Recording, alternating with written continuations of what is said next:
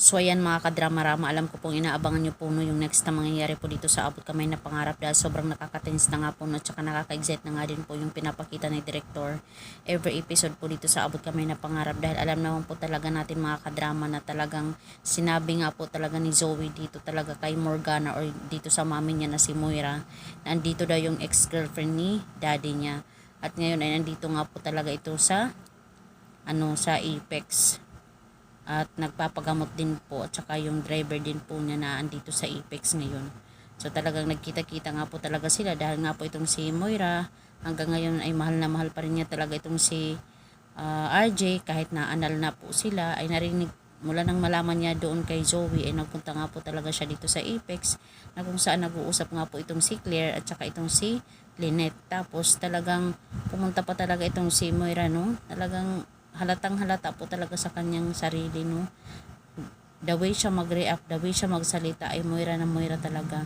Kaya sasabihin ni Claire na excuse me, kung mag-react ka parang ikaw si Moira or else nagpapanggap ka lang na si Morgana, diba? Yun ang katotohanan talaga dahil possible din po na ito talaga si Claire yung magbubuking or magbubunyag talaga sa katotohanan na itong si Moira at saka si Morgana ay iisa. Sana nga po no. At possible din talaga ikakampi nga po ito nila RJ itong si Claire. Hindi po kontrabida po na nagpunta po dito.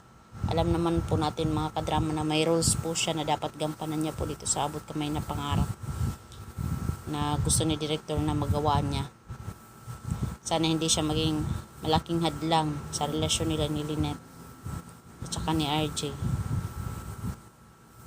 Tingnan lang po talaga natin mga kadrama no, kung ano talaga yung roles niya. At saka itong si Moira ay kawawa po talaga pag nalaman yung katotohanan about talaga sa kanyang pagkatao. Kasi iba siya iba siya mag-react Voice ko na is louder. So yun mga kadrama, si Claire na ba yung magiging susi or magiging kasagutan sa lahat ng pagpapanggap ni Moira at saka nito ni Morgana.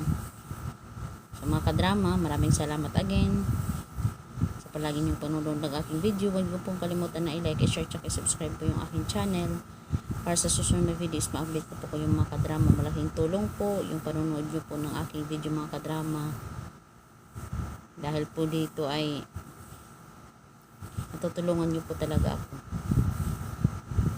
So sana nga po mga kadrama no, abangan natin huwag po tayong mabagot sa panonood dahil alam ko na yung iba is nababagot na po sa panonood ng video ng Abot Kamay na Pangarap dahil sa pabalik-balik na lang daw, pero ayaw kasi ni Director gusto niya talagang dire-diretso yung yung drama na to, pang matagalan ba ginagawa niya ay nagpapapasok na lang siya ng mga iba-ibang artista na magro-role o gagawin nila kung ano yung dapat nilang gawin dito.